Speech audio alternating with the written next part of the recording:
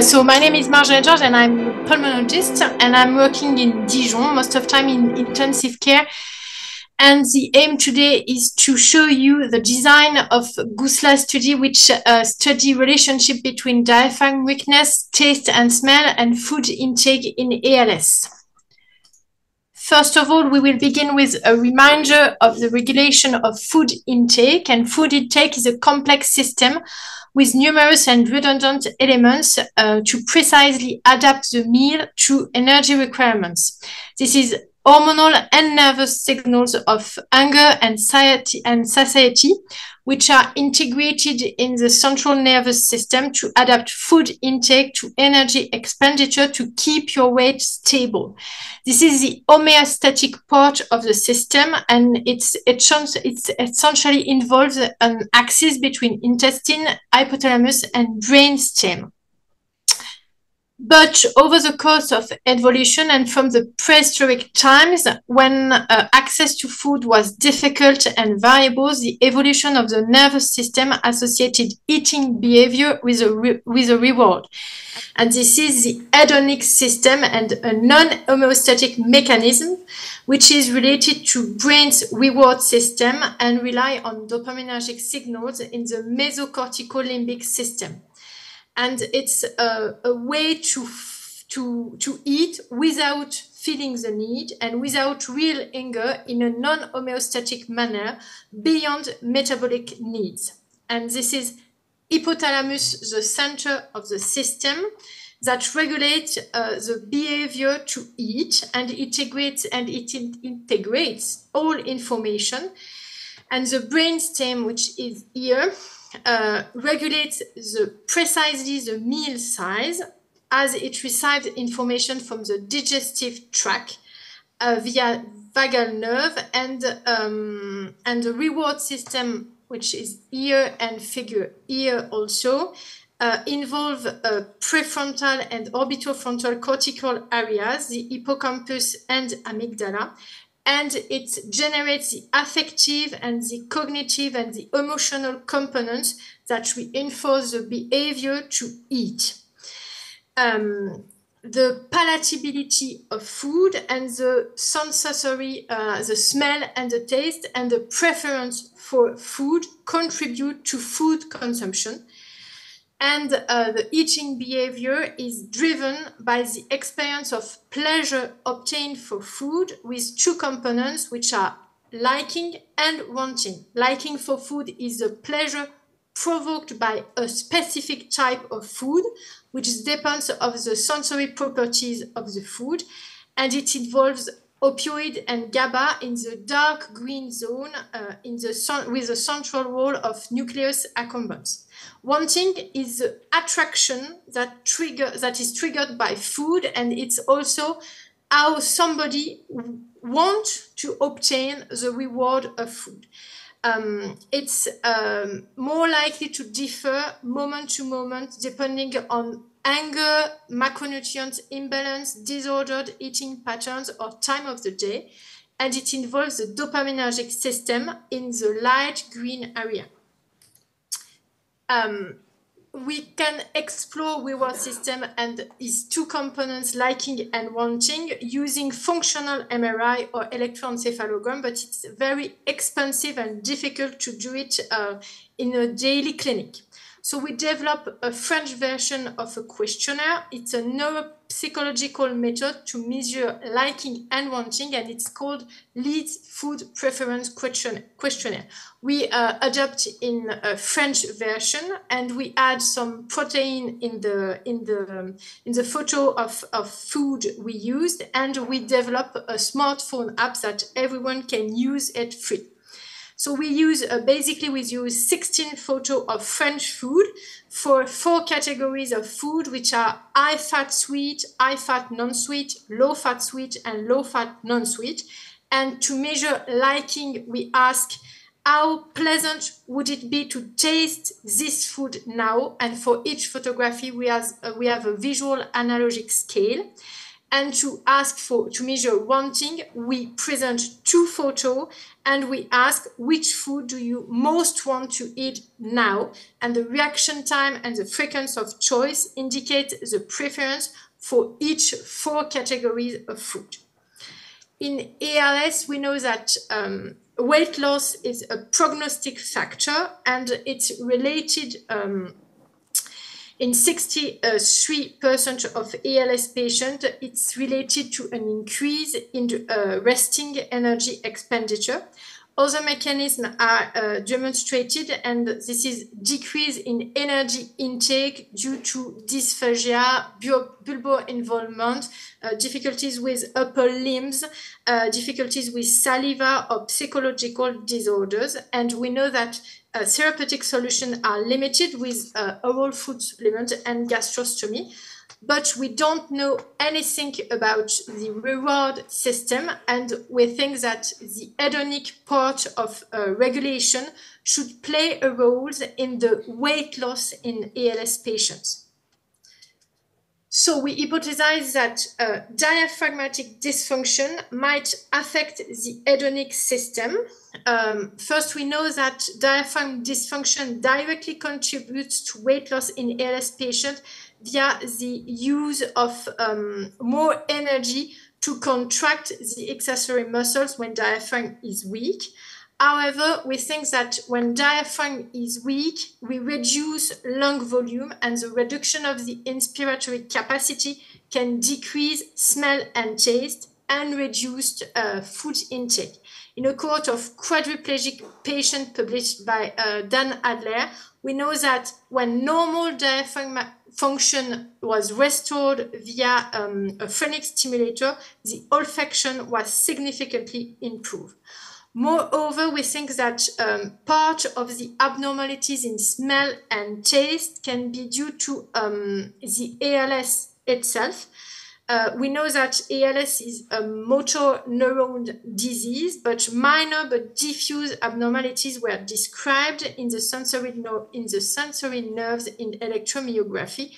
And we know in other pathologies like myasthenia gravis, Parkinson's disease, or Alzheimer's disease, that there is olfactory, an impairment in olfactory function without any cognitive involvement or diaphragmatic involvement that could explain this abnormality. So we hypothesize that the decrease in the inspiratory capacity related to the diaphragm impairment will decrease smell and taste capacities, maybe with a central sensory involvement, and the alteration in smell and taste might change eating patterns and contribute to the reduction in food intake at the expense of calorie or protein-rich food, which are the most beneficial from the point of view of nutrition. And the consumption of oral food supplements might also be effective. And we hypothesize in the second time that enhancing meals flavors regarding to patients' preference for fat, salty, or sweet food might improve food intake, nutritional status, and quality of life. So the objective of GOUSLA study was to measure smell and taste over ALS cause at the diagnosis of malnutrition, when we introduce an IV and when we discuss about gastrostomy, and to correlate smell and taste to diaphragm dysfunction. We also want to study whether the decrease in smell and taste is predictive of food preference for fat, sweet, and salty rich foods, for food intake, and for the consumption of oral food supplements, and for the nutritional status. We will investigate if there is a central sensory involvement with gustatory evoked potentials. And finally, we will do an interventional phase of the study to investigate in a randomized control design if increasing sensory perceptions during meal will improve the oral intake, the quality of life, and the nutritional status. So this is a prospective randomized open label study in 3 establishments: the Regional Specialist Center for ALS in University Hospital of Dijon and Lyon, and the Center for Taste and Feeding Behavior located in Dijon. So 50 patients with ALS will be included, and non-inclusion criteria group some conditions that could interfere with food intake and food preference, like smoking, alcohol consumption, recent antibiotherapy or neuropsychiatric disorder, and of course, we will not include patients with too severe bulbar involvement. Patients will be enrolled in the study during the first multidisciplinary consultation, and the measurements will be repeated at each multidisciplinary consultation every 3 to 6 months.